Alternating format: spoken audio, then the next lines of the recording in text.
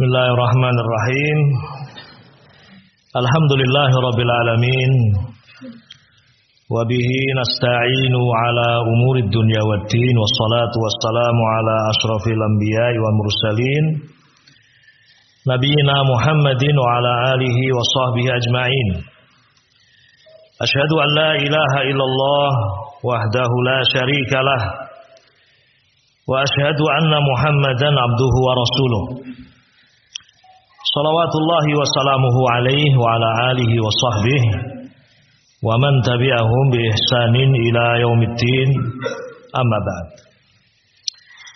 Ikhwani wa akhwati fillah rahimani wa rahimakumullah.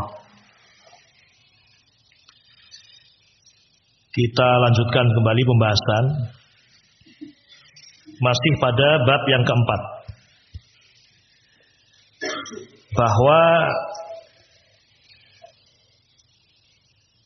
komponen yang pertama untuk terwujudnya sebuah tulisan adalah al-bahith atau al-katib, si penulis. Yang intinya penulis itu harus memiliki sifat-sifat yang mendukung dia bisa menulis dengan baik. Nah, yang pertama adalah al-ikhlas lillah azza wa jalla, keikhlasan. Yang kedua adalah ketawakkalan kepada Allah, tawakkul 'ala Allah. Ini akan menyelamatkan seorang dari ujub, dari al-kibr, kesombongan, dan yang semisalnya. Kemudian yang ketiga tadi, yang terakhir kita baca adalah seorang penulis itu harus memiliki bekal. Nah, kama yuqal, sebagaimana dikatakan, faqidus syai' la yu'ti. Faqidus syai', orang yang tidak punya bagaimana akan memberi.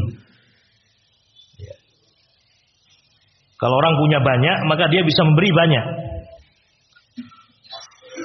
Ketika seorang memiliki bekal ilmu yang cukup, yang banyak, maka ya, dia juga bisa memberikan sesuatu yang banyak. Sehingga bekal keilmuan itu sesuatu yang penting. Nah, di sini tadi saya ingatkan, janganlah syarat-syarat ini menjadikan kita putus asa dan berhenti di tengah jalan. Oh, kok banyak sekali syaratnya? Ya memang kita dalam proses belajar. Justru ketika kita mengetahui itu merupakan salah satu sifat seorang penulis, ya diupayakan. Bagaimana mengupayakannya? Tadi sudah kita nukilkan ucapan Az-Zahabi rahimahullah. Itu ucapan yang luar biasa, bisa dicatat dengan tinta emas. Ya, di antaranya continue dalam mencari ilmu. Ya, antum terus menuntut ilmu, jangan putus. Yang antum masih di marhalah aliyah misalnya atau ulia, kelas 1, lanjut kelas 2, terus continue dalam menuntut ilmu. Kemudian tekun dalam menganalisa masalah. Ada sebuah masalah, antum tekuni, antum baca lagi, ulang lagi, ya. Ada khilaf mana yang rajih, terus antum lakukan itu. Kemudian banyak mudzakarah, banyak murajaah. Tidak cukup kemudian antum faham selesai, tidak, mudzakarah. Di kelas antum berusaha memahami, nanti sampai di rumah antum murajaah kembali. Makanya pentingnya ikhtibar, itu mudzakarah di antaranya. Itu yang ketiga. Kemudian juga juhud yang semestinya dicurahkan. Mungkin bisa jadi kurang tidur, memang untuk murojaah bisa jadi. Ya. Hak tubuh tetap ditunaikan, tapi terkadang orang butuh begadang untuk membaca, ya, menulis, ya. Dan tentu saja ketakwaan adalah hal yang sangat penting, ya, mengamalkan ilmu itu. Ini poin yang keempat, ya, disebutkan oleh Zahabi, namun sesungguhnya ini Ya, poin tersendiri. Yang keempat di antara sifat dari sifat seorang penulis adalah taqwa. Akan Allah mudahkan seorang yang bertakwa untuk menulis ilmu. Karena Allah berjanji dalam Al-Qur'an, wattaqullaha wa yu'allimukumullah. Bertakwalah kalian kepada Allah, niscaya Allah akan memberikan kamu ilmu. Ya. Janji Allah bagi orang-orang yang bertakwa. Dan takwa itu mengamalkan apa yang Allah perintahkan, meninggalkan apa yang Allah larang. Nah, kemudian yang kelima, bil ikhtisar, kesungguh-sungguhan. Sungguh-sungguh dalam menulis, ya. Serius dalam menulis. Ditambah yang keenam, sabar dan istiqomah. Sabar dan istiqomah. Kita tidak bisa bayangkan seperti para ulama kita menulis, Imam Syafi'i menulis kitab Al-Um yang sedemikian tebalnya. Ya, An-Nawawi punya kitab Majmu', ya, Syarah Muhadzab. Juga punya kitab Syarah Sahih Muslim, Al-Minhaj. Belum lagi kutub yang lain. Sementara umur beliau juga tidak panjang. An-Nawawi sekitar 45 tahun wafat kalau tidak salah. Artinya di situ sangat difahami ada kesungguh-sungguhan, kesabaran dan istiqomah. Nah, kadang kalau kita berpikir kayak tidak ketemu, nalar. Tulisan beliau berapa ribu halaman, dibagi umur beliau, itu tidak ketemu. Maksudnya sulit. Kecuali memang betul-betul tekun sabar. Tidak usah jauh-jauh. Yang masih di zaman kita, Syekh Al-Albani rahimahullah. Silsilah ahadits dhaifah 14 jilid segini, 14 jilid. Belum lagi silsilah shahihah. Ya, mendekati jumlah itu juga. Tahrij Manarus Sabil, Irwaul Ghalil.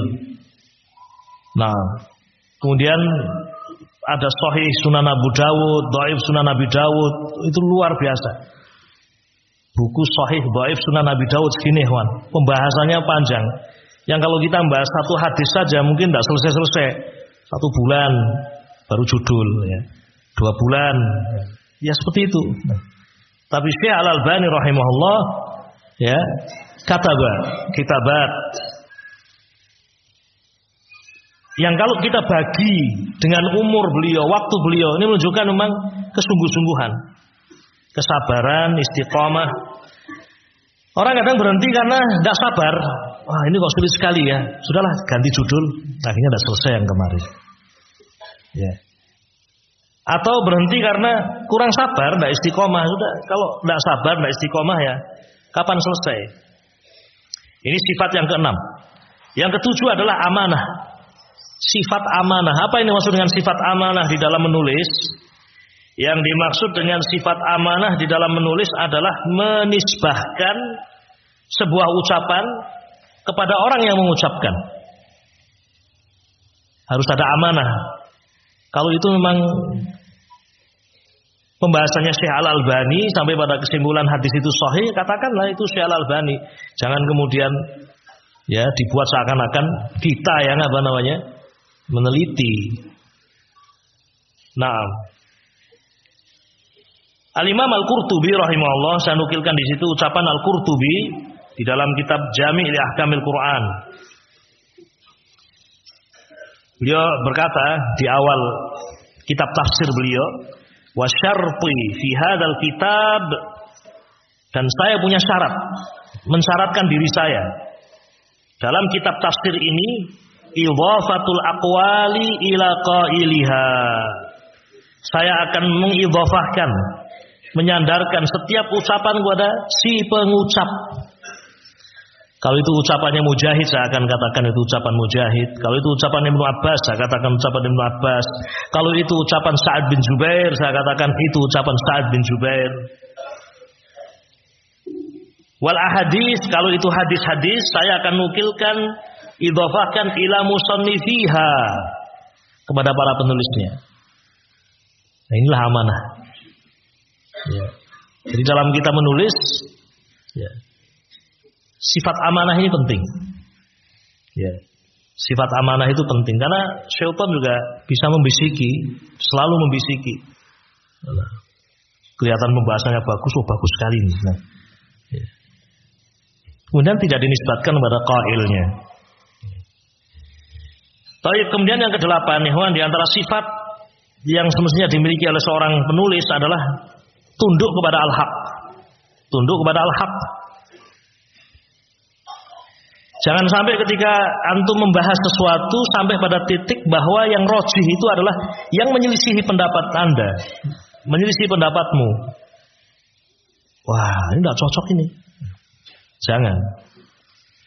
Kalau memang hasilnya dalil menyelisihi apa yang kita berpendapat sebelumnya, ya tinggalkan pendapat itu karena dalil Alkitab was sunnah. Nah, baik, di situ kita sebutkan, kita nukilkan kisah Imam Malik yang diriwayatkan oleh Ibnu Abi Hatim dalam kitab Al-Jarh wa Ta'dil. Ya, bagaimana Imam Malik ketika itu ditanya tentang menyela-nyela jari jemari kaki dalam wudu. Ketika wudu, apakah jari-jari itu di sela-sela? Menyela jari jemari kaki. Imam Malik mengatakan menyela jari jemari itu tidak ada landasannya. Tidak ada hadis yang menunjukkan itu. Tapi kalau air itu harus mengenai seluruh anggota wudu, jelas ikhwan, itu harus isbagul wudu. Tapi menyela-nyela itu, saya tidak tahu ada dalil. Nah, Abdullah bin Wahab yang ketika itu hadir dalam majelisnya Imam Malik, beliau punya hadis tentang itu. Maka beliau ingin sampaikan kepada Imam Malik, ya, sambil memastikan tentang sanad hadis itu. Begitu majelis selesai, orang sudah pada bepergian, sudah keluar. Ibnu Wahab datang kepada Imam Malik rahimahullah, kemudian bertanya kepada Imam Malik, "Wahai Imam Malik, kami punya dalil dalam masalah ini tentang menyela jari jemari anggota wudu ini, kaki ini, saya punya dalilnya wahai Malik." Kata Imam Malik, mana hadisnya?" Maka beliau mengatakan, "Haddatsana Al-Laits bin Sa'd," dan seterusnya disebutkan sanadnya, didengar baik-baik oleh Imam Malik, ya, sampai kepada, ya, sabda Nabi alaihi salatu wassalam, ya, bahwa beliau menyela-nyela jari jemari kaki beliau. Mendengar hadis itu Imam Malik mengatakan, ini hadis hasan. Saya belum pernah mendengar sebelumnya kecuali saat ini. Besok harinya Imam Malik langsung menyampaikan di majelis, merubah pendapat beliau sebelumnya. Nah, inilah ketundukan terhadap al-haq. Jadi jangan sampai kalau kita dapatkan seorang penulis dulu 10 tahun yang lalu mensahihkan, kemudian setelah itu mendhaifkan, kemudian loh ini orang kok seperti ini, tidak konsisten pendapatnya. Bukan masalah tidak konsisten, masalahnya, ya, al-haq baru diketahui belakangan. Asy-Syaikh Al-Albani rahimahullah, ada beberapa hadis yang beliau tarojuk, yang dulunya beliau mensahihkan kemudian mendhaifkan, yang dulunya mendhaifkan kemudian mensahihkan. Itu hal yang wajar bagi seorang alim, bagi seorang alim. Kemudian yang ke-9, ma'asyiral ikhwah rahimakumullah, hendaknya kita ini, kalian ini memiliki sifat tenang dan tidak tergesa-gesa. Tenang dan tidak tergesa-gesa. Nulis itu jangan tergesa-gesa.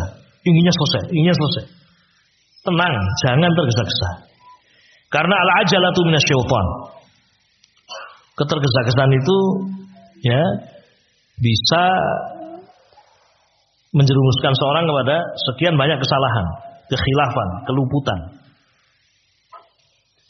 Yang terakhir adalah siap menerima masukan. Nah ini, siap menerima masukan. Namanya orang menulis itu, ya, banyak menerima masukan. Apalagi setelah itu disodorkan kepada para gurunya. Kalau sudah menyodorkan itu kan berarti siap untuk menerima masukan. Imam Malik rahimahullah punya kitab Al-Muwatta. Kenapa dikatakan Muwatta? Di antara sebabnya katanya, kata para ulama, karena Imam Malik telah menyodorkan kitab Muwatta itu pada fuqaha Madinah ketika itu, dan semuanya wata'ahu ay wafaqahu, menyetujuinya, menyatakan baik, ini bagus. Maka dikatakan apa? Kitab Al-Muwatta. Malik, Imam Malik Ibnu Anas Al-Asbuhi, Imam Darul Hijrah rahimahullah. Ini kurang lebih 10 awsaf di antara sifat-sifat yang semestinya dimiliki oleh seorang al-bahis. Ya, tinggal diupayakan kita memiliki sifat tadi, berdoa pada Allah agar kita diberi sifat-sifat tersebut. Faedah ikhwan, nanti antum bisa baca sendiri. Di buku ini kita nukilkan beberapa kisah mukhtasarah. Ada kisahnya Syekh Ahmad Syakir, kemudian Syekh Abdurrahman ibn Yahya al-Muallimi, kemudian juga Syekh Muhammad Nasiruddin al-Albani rahimahullah, kemudian Syekh Hamad al-Ansari, Syekh Hamad al-Ansari. Itu 4 ulama yang kita nukilkan di sini. Maksudnya sebagai contoh bahwa ya, beliau-beliau ini punya banyak kitabat, punya banyak tulisan-tulisan wa tahqiqat. Ya. Tapi Syekh Abdurrahman al-Muallimi misal banyak tahqiqat beliau, Jarh wa Ta'dil, ya. Itu tercetak di antaranya dengan jasanya Al-Muallimi.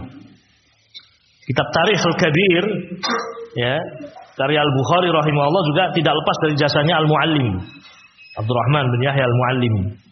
Ya. Syekh Al-Albani rahimahullah memiliki sekian banyak tulisan, ya, Di situ saya nukilkan di antaranya ada 63 judul kitab. Ya. Ya. Yang sudah diterbitkan, Nah, dari kitab Adabuz Zifaf, ya, ada macam-macam itu. Itu karya yang sudah dicetak. Yang belum itu lebih dari 200 buku Syekh Al-Albani rahimahullah. Dan masih dalam bentuk makhtutat, manuskrip tulisan tangan yang kemudian beliau wakafkan, ya, kepada Al-Jami'ah Al-Islamiyah di Al-Madinah An-Nabawiyah. Mungkin kalau antum sempat ke maktabah sana, ada qism, ada bagian khusus, ya, yang menyimpan makhtutat Syekh Al-Albani rahimahullah. Nah, ma'asyiral muslimin rahiman rahimakumullah. Nah, ini antum banyak baca, ya. Baca sejarah para ulama, ya, bagaimana mereka menulis, bagaimana kesungguhan mereka, ya, sehingga wajar kalau kemudian banyak karya mereka disebutkan dalam biografi Syekh Al-Albani rahimahullah. Beliau kalau sudah naik tangga di maktabah, ya, di maktabah itu bisa di atas tangga berjam-jam, sampai 6 jam sampai lebih, ya. Lalu buka kitab, nyatet, nyari apa yang penting. Itu Syekh Al-Albani rahimahullah. Juhud, ya, sungguh-sungguhan. Selesai alhamdulillah. Ini poin yang pertama, ya, agar terwujud sebuah tulisan. Faktor yang pertama adalah al-katib atau al-bahis. Kemudian yang kedua, ma'asyiral ikhwah rahiman rahimakumullah, masuk bab yang ke-5. Bab yang ke-5.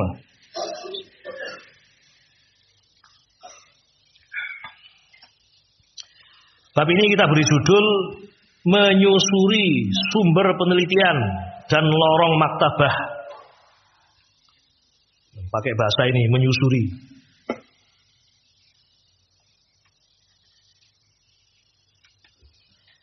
Artinya menunjukkan bahwa harus ada upaya, ya. Namanya menyusuri, ya, melalui lorong-lorong maktabah, ya. Nah, jadi tadi kita sebutkan bahwa Ya, faktor yang kedua adalah apa ya, kawan? Masadir wal maraji. Al-masadir wal maraji. Orang kalau haus mesti dia akan mencari sumber air. Dia akan melihat di sekitarnya apakah ada sumur yang bisa diambil airnya atau ada mata air yang dia bisa minum. Ya. Itu namanya orang haus. Dia akan mencari sumber. Akan mencari apa? Sumber. Demikian pula ketika antum akan menulis. Ibarat antum orang haus. Orang haus. Antum sudah punya bekal alhamdulillah. Nulis. Tapi di tengah perjalanan atau di awal perjalanan antum butuh masukan. Kira-kira saya mau nulis ini apa ya sumbernya? Kira-kira marojinya apa saja? Jadi jangan sampai antum nulis sesuatu ternyata tidak ada maroji. Wah, repot itu. Berhenti mesti di tengah jalan. Mesti berhenti. Tidak mungkin tidak. Kalau dipaksakan yang keluar adalah ro'yu semata. Wah, ngarang sudah akhirnya. Nah, jadi penting untuk kita betul-betul memiliki masadir, sumber yang apa? Kita bisa mendapatkan bahan-bahan tulisan.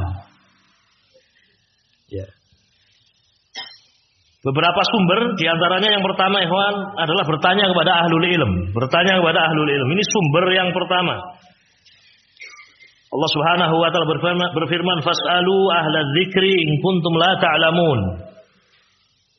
Fas'alu ahla dzikri in kuntum la ta'lamun. Bisa jadi antum akan bertanya kepada asatidzah, antum akan menulis sesuatu. Ustaz, saya mau menulis tentang keutamaan zikir. Barangkali Ustaz bisa memberikan masukan. Baik. Ya. Dijawab. Ya. Atau antum ketemu masyayikh. Nah, dari jawaban masyayikh ini itu menjadi sumber pertama antum, ya, untuk mencari bahan-bahan berikutnya. Ya. Nah, dan memang sangat berbeda.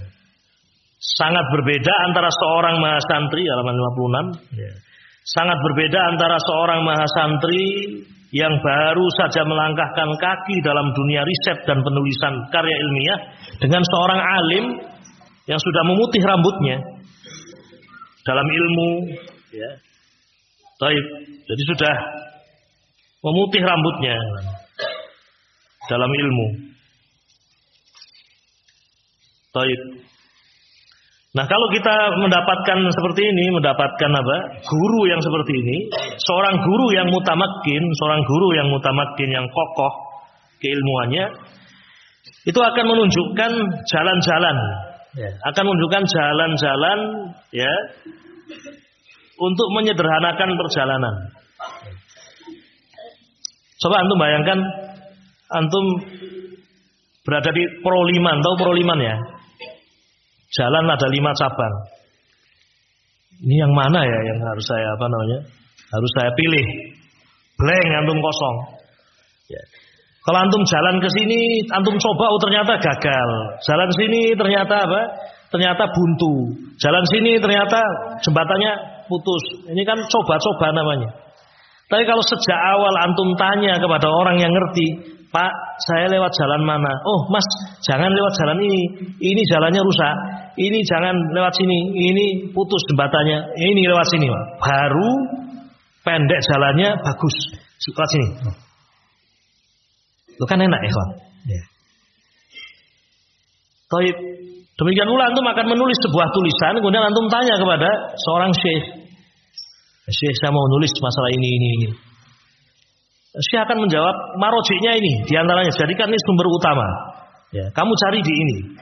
Kamu cari di kitabnya Ibnu Hajar. Ibnu Hajar punya kitab tentang ini. Ya.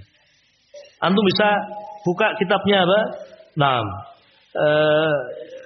Ibnu Jauzi misalnya.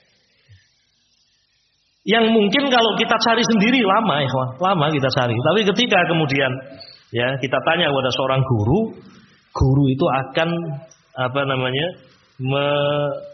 menjadikan jalan yang semestinya panjang itu menjadi lebih pendek, mukhtasar. Ya. Nah, dan itu telah menjadi jalannya para ulama dulu. Ya, mereka bertanya pada para guru mereka. Ya. Pada intinya, ya, para ulama kita adalah sumber penting dalam kita mengenal agama ini. Mereka adalah pewaris para nabi. Sebagaimana disebutkan dalam hadis Abu Darda, innal ulama warasatul anbiya wa innal anbiya alam yuwarrisu dinaran wala dirhama. Innama warrasul ilma faman akhadha bihi faqad akhadha bihadzin wafir. Nah, ini sumber yang pertama, ikhwan. Jangan disia-siakan. Manfaatkan orang-orang yang sudah memutih rambutnya di dalam ilmu. Tanya mereka. Ya. Nah, Ustadz, saya akan menulis masalah ini. Setidaknya bertanya tentang marojih.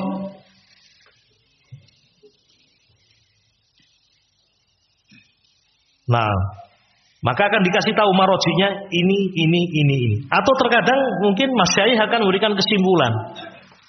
Dalam masalah ini ada sekian pendapat. Ya, ada sekian pendapat. Yang satu ini, dua ini, tiga ini, yang rojih ini. Sehingga antum sudah punya pegangan. Ya. Untuk antum melanjutkan as-sair, perjalanan. Taib. Kemudian yang kedua, ya, marojih yang kedua adalah perpustakaan. Perpustakaan atau kitab, ikhwan. Ya. Kita akan bahas ini dulu, ikhwan, ya. Pentingnya untuk kita memiliki marojih, ya. Dalam hal ini perpustakaan, ikhwan.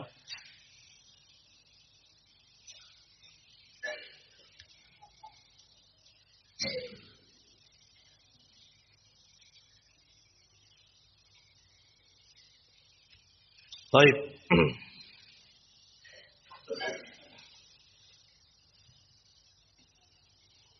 Ini yang kedua, ya. Masodir yang kedua, di samping kita bertanya pada ahlul ilm, ya.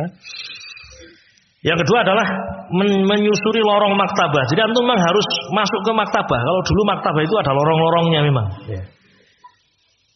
Nah, kemudian setelah menyusuri lorong, antum cari kitab. Kitabnya dapat, antum buka lembaran itu, antum baca. Ya. Nah, ini diantara sumber-sumber penelitian yang paling penting adalah maktabah. Ya. Mengunjungi maktabah, menyusuri lorong-lorong maktabah untuk mendapatkan ilmu yang ditulis para ulama, ini salah satu sumber terbesar. Ya. Maka penting untuk kita belajar dan mengenal maktabah. Apa itu maktabah? Ini sifatnya teoritis, ya, tapi kita baca, ikhwan. Jadi banyak definisi tentang maktabah itu, ikhwan. Maktabah itu adalah majmu'atun minal kutub, kumpulan dari kitab-kitab, awil mawadil adabiyah, atau materi-materi keilmuan yang lain, al-ukhra, al-mahfuzah, yang disimpan li gharadil qiraati wad dirasati wal bahsi, yang dikumpulkan, disimpan. Tujuannya adalah untuk dibaca, untuk dipelajari, dan untuk seorang melakukan penelitian. Itu yang namanya maktabah. Ya. Antum masuk ke maktabah, isinya kitab semua. Kitab yang dikumpulkan untuk apa? Untuk antum baca, untuk antum pelajari, untuk antum teliti. Itu yang namanya maktabah. Nah, ada juga yang mendefinisikan maktabah itu adalah makanun au mabna au hujrah. Maktabah itu adalah sebuah tempat atau bangunan atau ruangan kamar. Ya. Yang tempat itu, kamar itu muaddatun li hifdzin. Memang disiapkan untuk menyimpan. Menyimpan apa? Ya, menyimpan kitab. Ya, menyimpan kitab wastimali majmu'atin minal kutub. Menyimpan dan untuk digunakan, untuk dibaca. Nah, taib.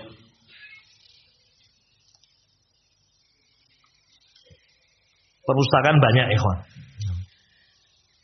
Perpustakaan banyak jenisnya, ya.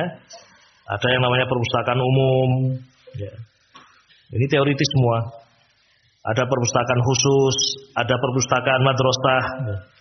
Ya, barangkali nanti suatu saat antum, ya, tinggal di sebuah tempat, kemudian antum mendirikan madrasah misal atau pondok pesantren. Ini salah satu yang antum harus siapkan, maktabah, perpustakaan. Harus ada perpustakaan. Ya. perpustakaan di madrasah. Ya. Baik, ada lagi perpustakaan negara, perpustakaan nasional, ada lagi perpustakaan universitas atau akademi.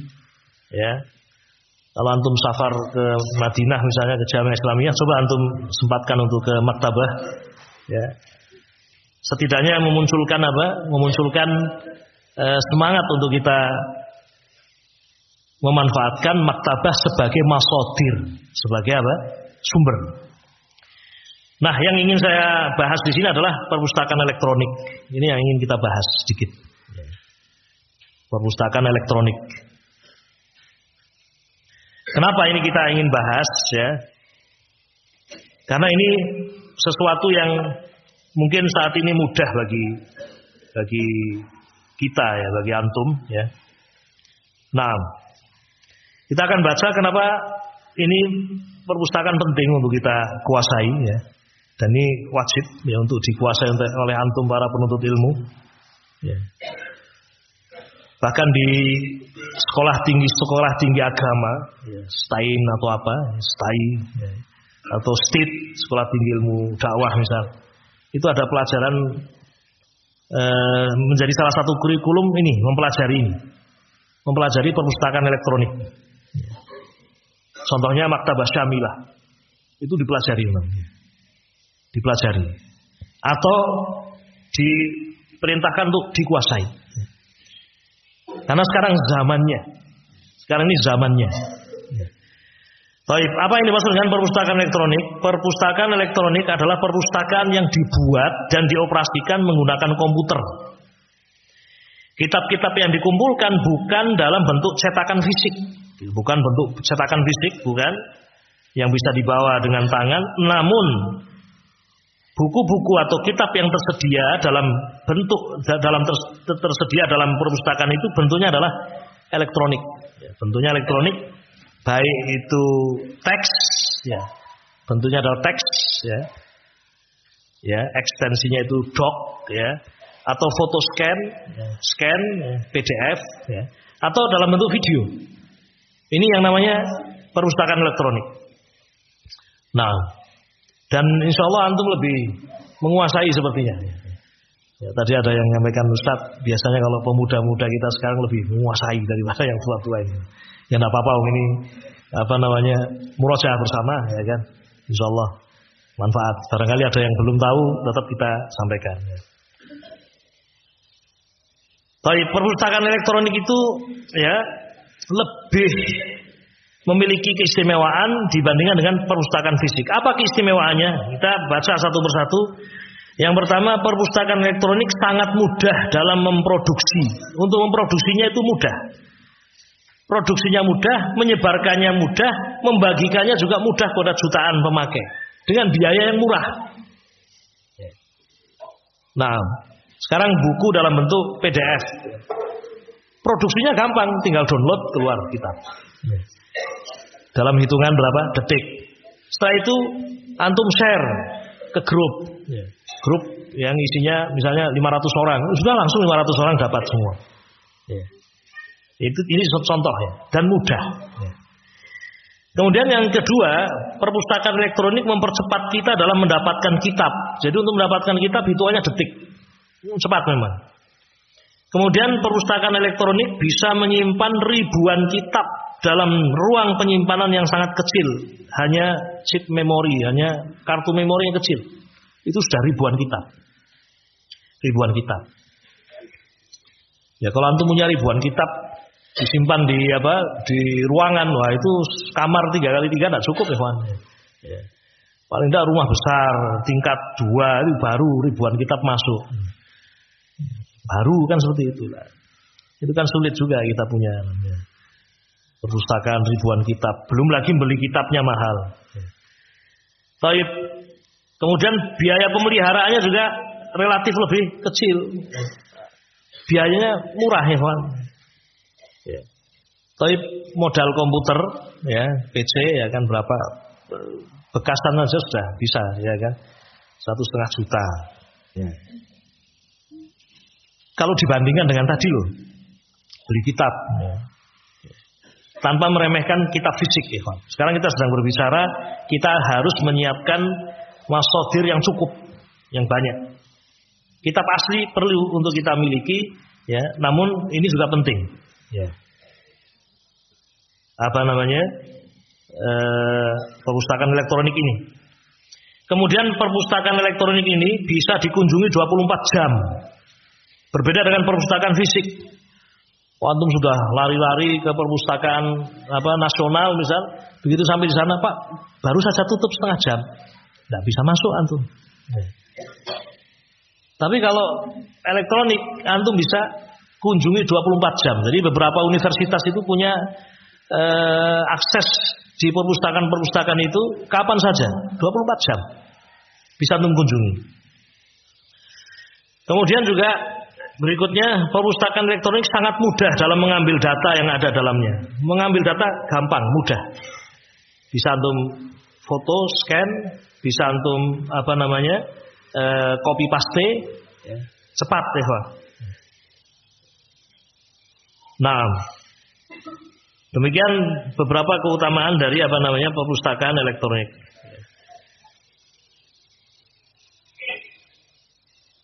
Dan hal penting juga, ikhwan, ya. Mungkin perlu kita sebutkan di sini, ya.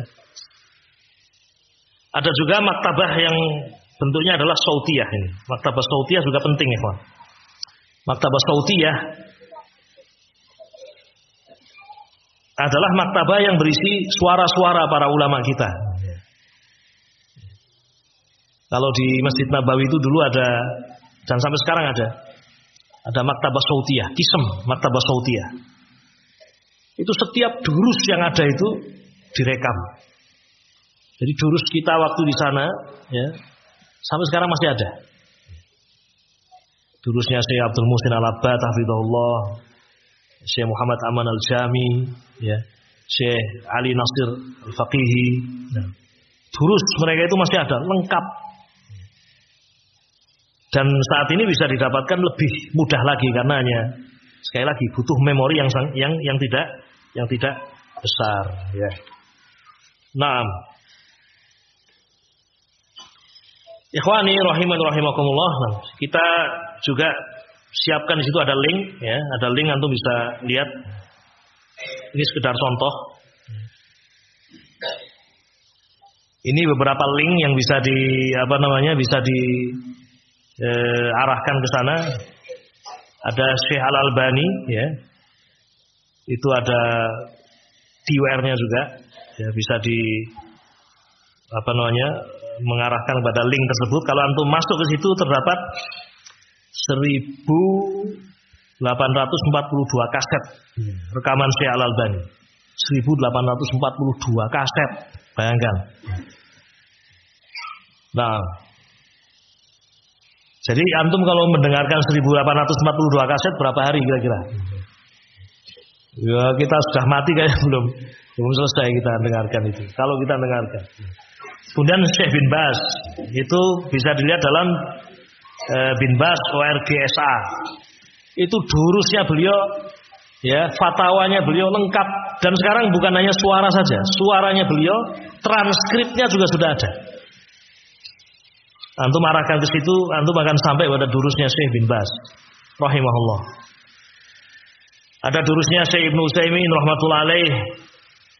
Antum juga bisa mengarahkan ke situ. Ada durusnya Syekh Rabi' Ibn Hadi Al-Madkhali. Dan ada durusnya Syekh Shalih bin Fauzan, ya, Mufti Diyar Saudiyah halian saat ini. Antum bisa lihat di alamat-alamat itu. Ini maktabah sautiyah. Jadi ini akan manfaat, misal gini, ikhwan, antum akan menulis tentang keutamaan bulan Rajab. Antum bisa cari di sini maktabah sautiyah. Sebelum antum menulis, antum mendengarkan dulu Syekh bin Baz apa kata beliau. Ya.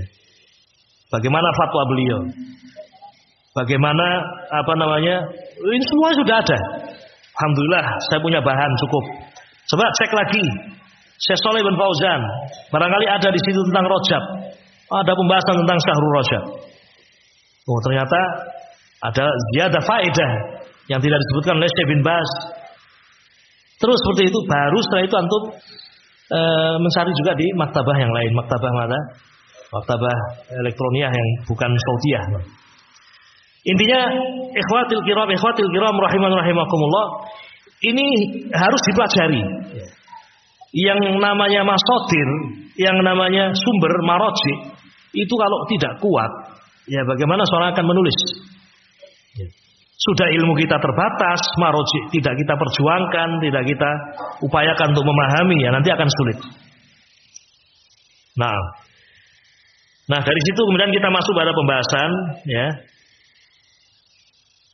membangun maktabah pribadi. Nah ini nasihat sifatnya untuk antum semuanya, hasungan, ya, hasungan untuk antum semuanya, ya, bagaimana kita berupaya membangun maktabah syakhsiyah, maktabah pribadi. Wajib antum punya maktabah bil bait, di rumah. Sekecil apapun maktabah, seorang penuntut ilmu harus memilikinya, harus punya. Kemudian harus memperhatikan maktabah itu, harus diperhatikan. Bukan hanya memiliki, tapi harus memperhatikan adab-adabnya juga. Sekarang kita akan baca beberapa nasihat para ulama yang mendorong kita untuk punya maktabah, karena itu bagian penting dalam bab menulis.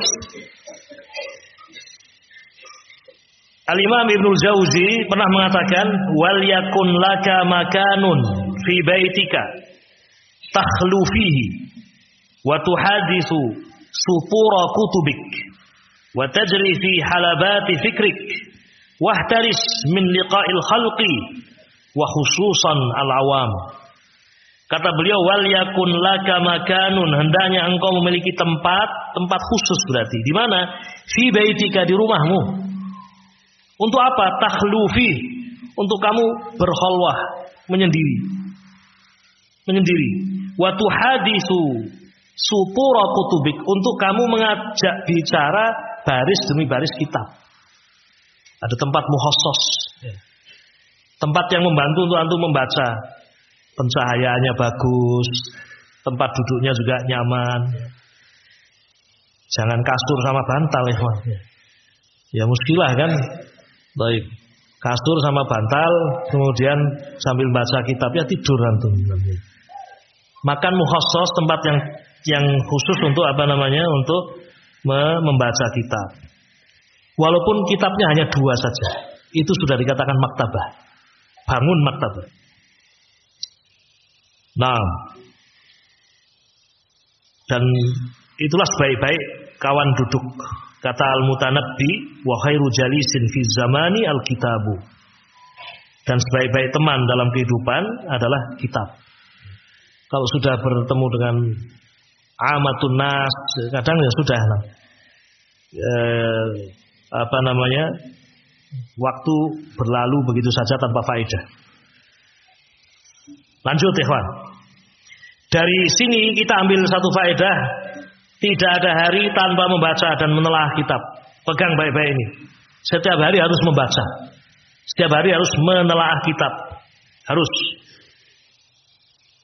Kalau memang kita ingin memberikan manfaat kepada umat. Berkata Al-Khatib Al-Baghdadi rahimahullah, wa ma'ama fil kutubi minal manafi'il amimati wal mafakhiril azimati fahiya akramu malin wa anfasu jamalin wal kitabu amanu jalisin wa asharu anisin wa aslamu nadimin wa ansahu karimin. Kenapa kita harus sering membaca kitab? Karena ya, di samping manfaat kitab yang sangat banyak, ketahuilah kitab itu adalah harta yang paling mulia, perhiasan yang paling berharga. Kitab adalah teman duduk yang paling dipercaya, sahabat yang paling menyenangkan, pendamping yang paling setia, dan penasihat yang paling tulus. Itu kitab. Maka ya, banyaklah untuk kita membaca kitab itu. Nah, Imam Az-Zuhri, Muhammad bin Syihab Az-Zuhri, kalau sudah masuk ke rumah, beliau sibuk dengan kitab-kitabnya.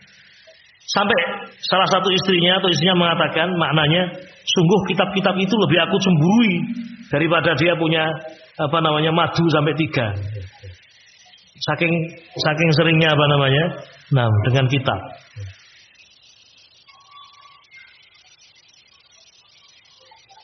Sekarang kita dengar ucapan Badruddin Ibnu Jamaah, muridnya Nawawi rahimahullah.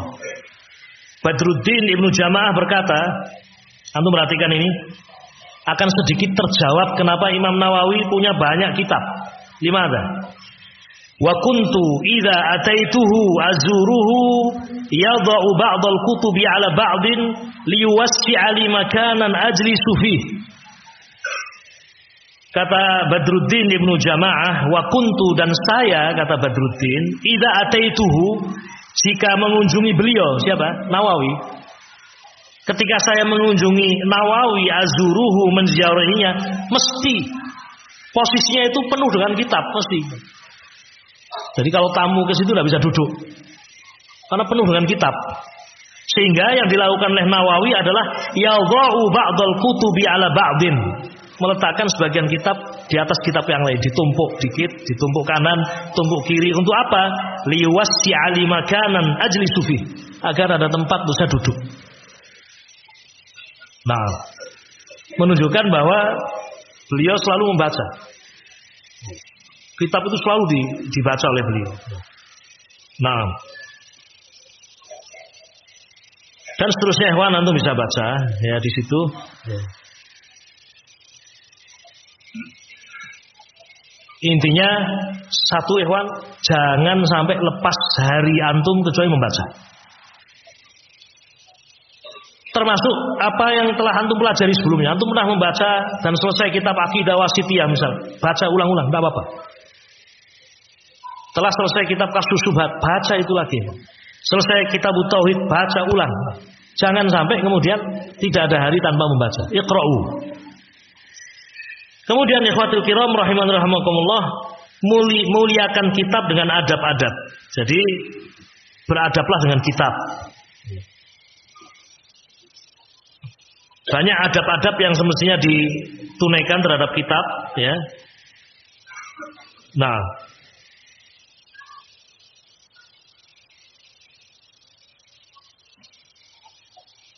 di antara adabnya, ya.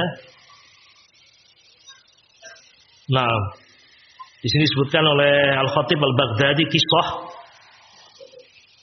Kana li Abi Dawud As-Sijistani kummun wasi'un wa kumun dayyiqun.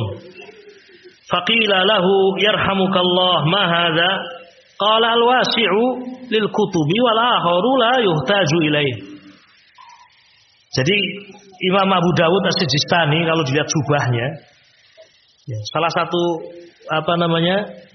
lengan itu ternyata lebih lebar daripada yang lain. Apalagi mungkin dulu fakir, ya kan, untuk bahannya kurang barangkali. Allahu a'lam. Yang jelas untuk yang sebelah kanan itu tampak lebih lebar, ya, tampak lebih lebar. Sampai ditanya, ada apa wahai Imam Abu Dawud? Yarhamukallah, ma hadza? Apa ini?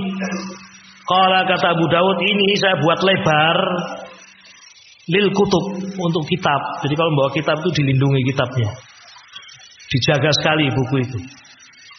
Wal akharu, adapun yang kiri tidak perlu. Untuk apa saya lebarkan? Ya. Paham ya, kawan, ya? Jadi antum menjaga buku, kemudian antum kasih ghilaf, ya. Kemudian antum mungkin kasih kapur barus barangkali. Antum bersihkan, jangan sampai kemakan rayap. Ila akhirih, itu adab terhadap buku, jaga. Karena itu nanti bisa menjadi warisan untuk anak-anak antum, murid-murid antum. Ya. Itu diantara adab. Diantara adab kitab, menjaga kitab. Baik. Kemudian jika Allah mudahkan rezeki atas antum, berupayalah untuk mengumpulkan banyak kitab. Ada rezeki, beli kitab. Nah, itu diantara adab. Baik. Kemudian mulailah antum membangun maktabah. Mulai sekarang antum mulai membangun maktabah, ya. Diawali dengan kitab-kitab asasiyah. Antum bisa baca bagaimana cara membangun maktabah. Yang intinya lengkapi maktabah antum dengan sesuatu yang sifatnya asas. Al-Quranul Karim. Kemudian satu tafsir, mungkin tafsir Ibnu Katsir. Kemudian kutubus sittah antum ada. Minimal itu ada. Nanti ada rezeki lagi, mungkin tafsirnya ditambah tafsir As-Sa'di. Atau As-Sa'di dulu kemudian Ibnu Katsir. Terus bertambah ya, Pak. Kutub asasiyah, kitab-kitab yang merupakan asas yang hampir setiap hari harus dibaca, harus dimurojaah, itu harus ada. Jangan mencukupkan dengan kitab elektronik. Nah, wallahu a'lam bishawab. Ini kurang lebih pembahasan tentang maktabah. Ya. Maktabah, ada adab-adabnya, antum bisa membaca sendiri. Ya. Termasuk salah satu adab, mungkin nanti antum bisa baca. Kalau antum mau beli buku, ya, kitab Sahih Bukhari, Sahih Muslim, diantara nasihat para ulama kita, belilah Tob'ah Tsaniyah ke atas, cetakan yang kedua atau lebih. Jangan cetakan pertama. Kenapa? Karena cetakan pertama biasanya, tidak mesti. Itu ada akhta, ada kesalahan, ya, yang kemudian akan direvisi cetakan yang kedua. Nah, biasanya seperti itu. Ya, kalau antum sempat ke ke Madinah atau kemana kitab-kitab ulama, antum lihat tob'ahnya. Kalau antum mau beli, ini salah satu adab terhadap kitab, antum lihat tob'ahnya. Kemudian sebelum antum beli, antum cek semuanya. Jangan-jangan ada halaman yang rusak, ada halaman yang kosong. Cek semuanya. Ini salah satu adab. Kemudian ketika sampai di rumah, cara naruhnya juga demikian. Jangan sembarang cara naruh kitab itu. Ini salah satu adab. Di samping agar kitab itu awet, ya.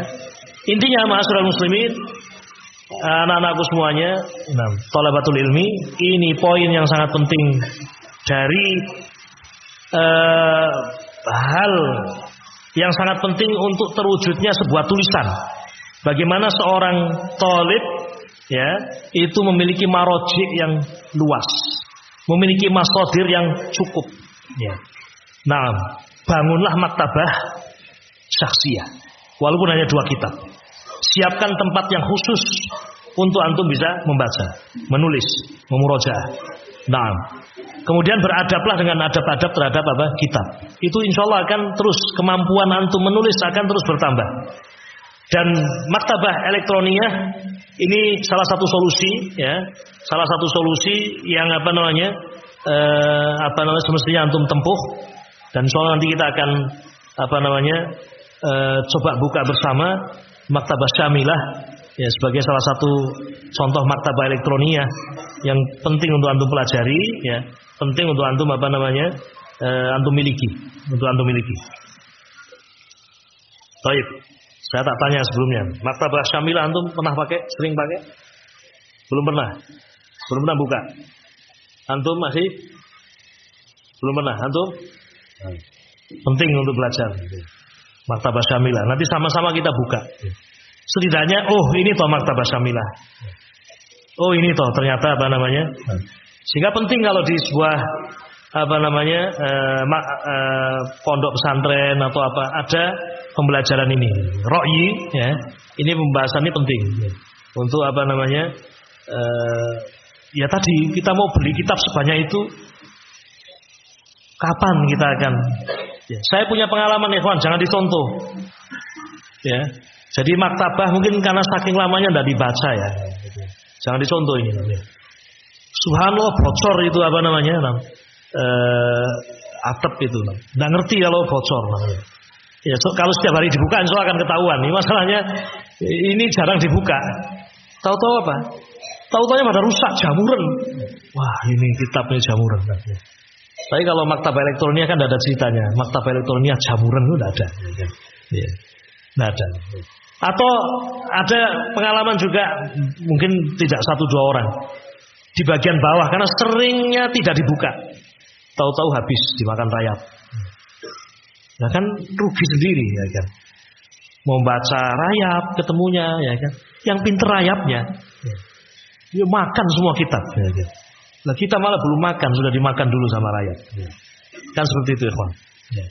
Jadi insya Allah nanti kita akan coba, ya, membuka maktabah syamilah, ya. Baik, masih ada waktu 5 menit ini. Jatahnya sampai 1 kurang 1/4.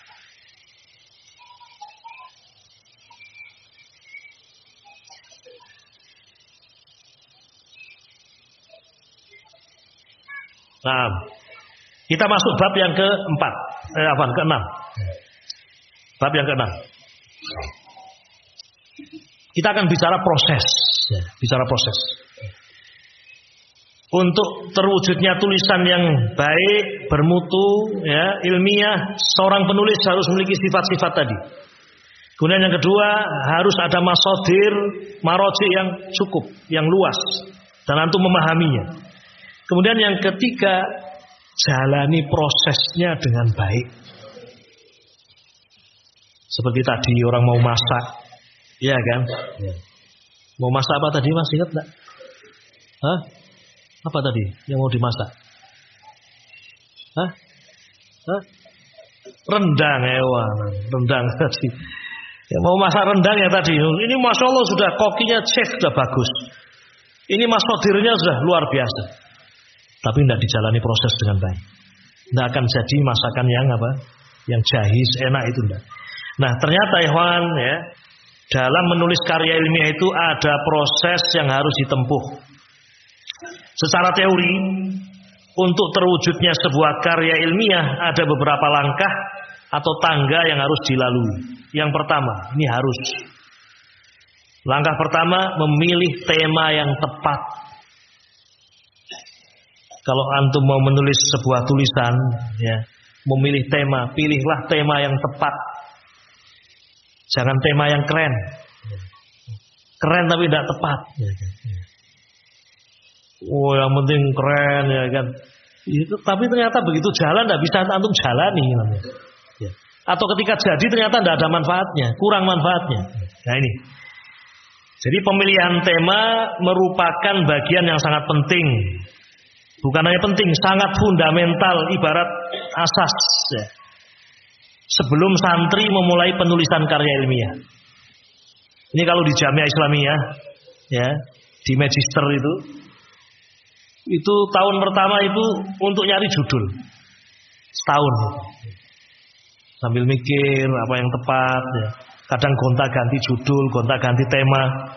Harus konsultasi sama dosennya. Enggak, ini enggak cocok tema ini. Cari yang lain. Jadi mencari tema yang apa? Yang sesuai. Dan ketepatan memilih tema yang baik menunjukkan akal, ya, akal seseorang, kedewasaan seseorang. Al-Khalil Ibnu Ahmad Al-Farahidi mengatakan likulli syai'in sina'atun wa sina'atul aqli husnul ikhtiyar. Likulli syai' sina'ah. Segala sesuatu itu memiliki keterampilan. Punya keterampilan. Ada orang-orang yang terampil dalam bidang ini, bidang ini, bidang ini. Wasina'atul aqli, dan akal yang terampil itu adalah ketika akal itu bisa baik dalam memilih. Kalau setiap pilihannya baik, setiap pilihannya tepat, berarti baik akalnya. Terampil. Ya. Tepat dalam memilih. Tepat dalam memutuskan. Hidup itu kan selalu memilih, ya kawan. Sesungguhnya hidup selalu memilih. Ya. Dan Allah memberikan kita akal untuk yumayiz, ya, baina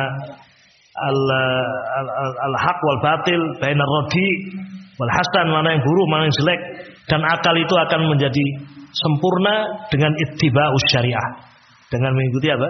Syariah. Nah, jadi ini langkah yang pertama, kita cukupkan sampai di sini dulu, ya. Langkah yang pertama yang harus ditempuh adalah memilih tema yang tepat. Memilih tema yang apa? Yang tepat. Ya. Nah, bagaimana? Nah, ya. Sampai sini dulu. Nah, ya. Masih tebal ya bahasanya. Ya. Kurang satu sesi. Mudah-mudahan cukup. Ya. Baik, ikhwan, mudah-mudahan yang sedikit ini bermanfaat, ya, berfaedah. Wassallallahu wassalamu ala nabiyyina Muhammad wa ala alihi washabihi ajma'in. Walhamdulillahirabbil alamin. Assalamualaikum warahmatullahi wabarakatuh.